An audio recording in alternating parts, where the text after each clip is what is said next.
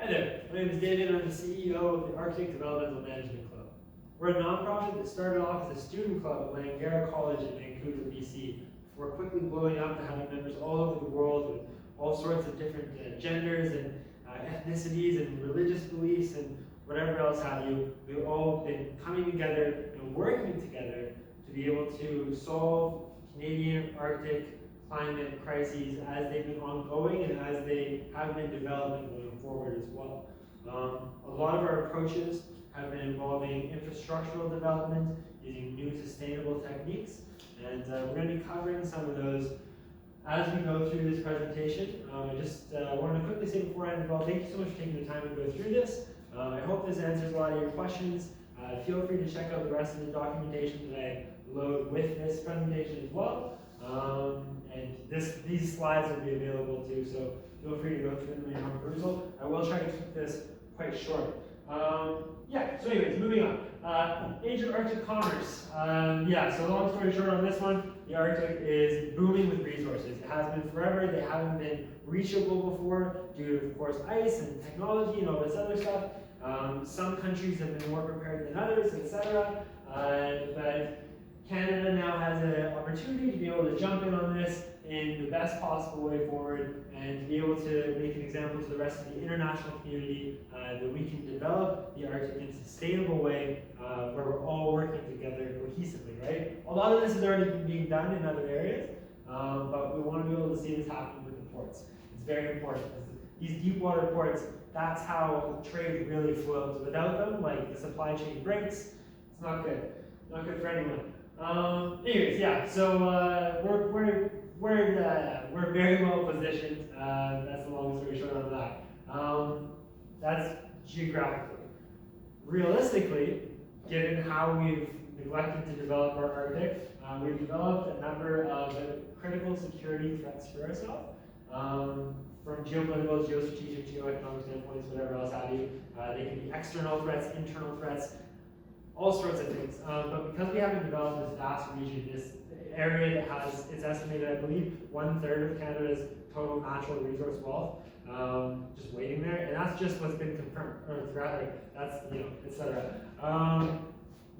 And that's not including like the trade line values and all this other stuff, whatever else have you. But marine infrastructure, this is an area where our port's aiming to, of course, make a very loud impact.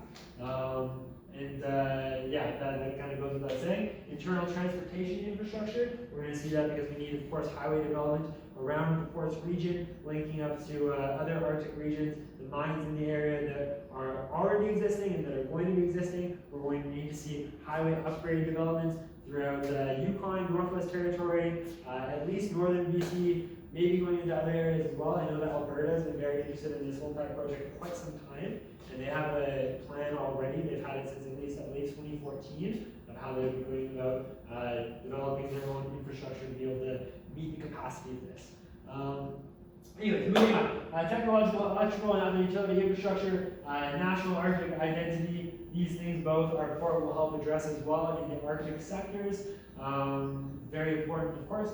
Remote community quality of life and Canadian identity, as well as educational standards. In the north, we see that in a lot of more rural communities that aren't, capital cities or Whitehorse or whatever else have you, in a lot of ways left behind. And of course, they've been able to do amazing things with their own ends and their own means and so on and so forth, and with what assistance they have received from the federal government, that it has been lacking. And we could do a lot better. And they've, in many, many cases, asked for a lot more than they deserve it. This would help address that hugely. Nationally publicized Arctic research and development sector, that's very important. Russia's done a great job with that. I'm not saying they've done great with anything else at all, but it's important that Canada, matches our competitors at this point in time. And then bridging traditional Indigenous values with Western ideals. All of this other stuff, for the most part, other people or other organizations doing this port, they probably approach it and be able to accomplish most of these too. This port is just so geostrategically important that it naturally accomplishes many of these things on its own port. But our approach of being able to take this as the huge opportunity that it is Canada's one opportunity for the federal government to take a step forward and say, this is how we're going to approach our Arctic development in a sustainable way, and show to the rest of the international community that we can do this together. We can infuse that with a cultural fusion of Indigenous and Western values, and we can do that, like, this will have to be a discussion that's happening between everyone, but we can do that in a way that hopefully incorporates not only Arctic Indigenous groups, but also I do think it would be nice to see some sort of globalized Indigenous reflection, at least to some extent, but that's not for me to decide. That'll be a discussion for everyone to have together. Moving on. How to save Canada's Arctic, phase one, cool. Stage one, that's already complete. Yeah, a lot of it has been work that we've done by communicating with the federal government and the Department of Defense over the course of the last year and a half, something like that. A lot of the things that we were asking for quite a long time ago now, they're only now implementing. I'm happy to see them implementing it. And they have their reasons for why they didn't do it before. Totally makes sense. But we have been preparing this entire time.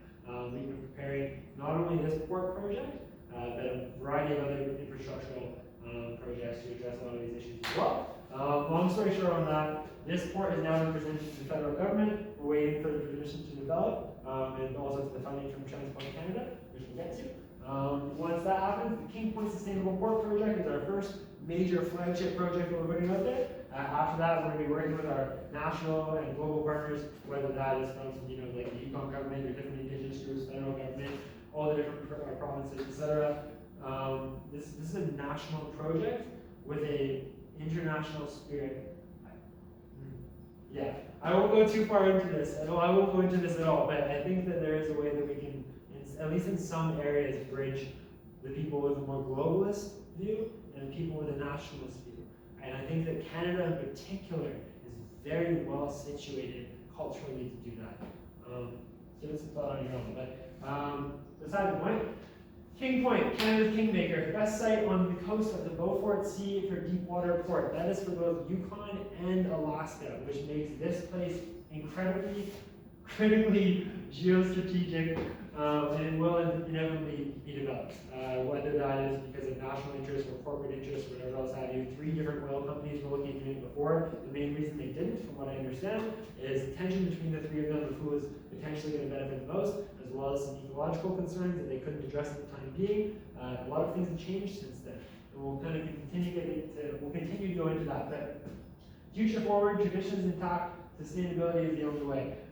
If you approach this from any other angle, we're going to do the same thing that Canada's federal government, and once again, like not any one party or any one leader, not at all. This has just been a thing that Canada has unfortunately done. But we have not done things the right way, and this is the only way that we can go forward with this, especially because it's such a big project. Yeah, but sustainability, the only way forward. Our central approach to how we're going to be developing this port in a sustainable manner is going to be focused on, and this could change as we continue to move on. This could be slightly modified, which is the most likely situation, or if the data dictates that we move in a rather large shift, then we may end up having to do that. Ultimately, we have to move with what says, what the data says is best. That's just is what it is. But this